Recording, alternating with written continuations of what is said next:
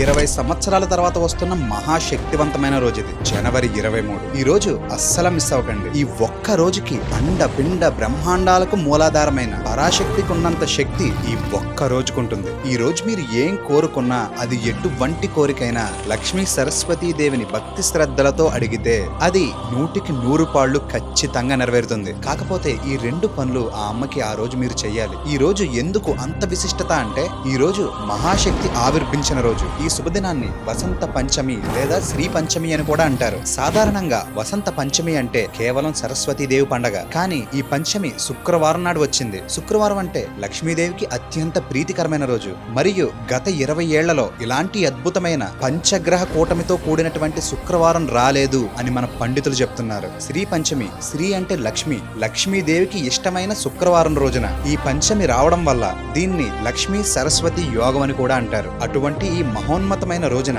మీరు మనస్ఫూర్తిగా ఏం కోరుకున్నా అది ఖచ్చితంగా నెరవేరుతుంది. ఈ రోజు పొద్దున్నే బ్రహ్మముహూర్తంలో లేచి స్నానం చేసి లక్ష్మీ సరస్వతీదేవి గుడికి వెళ్లి ఈ మంత్రాన్ని జపించండి. మీరు ఇంటికి వచ్చేటప్పుడు ఖచ్చితంగా ఒక 1/2 కేజీ కళ్ళుప్పు, కొంచెం పసుపు తెచ్చుకుని మీ దేవుడి మందిరంలో పెట్టుకోండి. ఇదే ఆ మంత్రం. కరాగ్రే వసతే లక్ష్మి, కర మధ్యే సరస్వతి, కరమూలే స్థితా గౌరీ, ప్రభాతే కర దర్శనం. ఇలాంటి మరింకొన్ని అద్భుతమైన అప్డేట్స్ కోసం అజయశ్రీని ఫాలో కొట్టండి.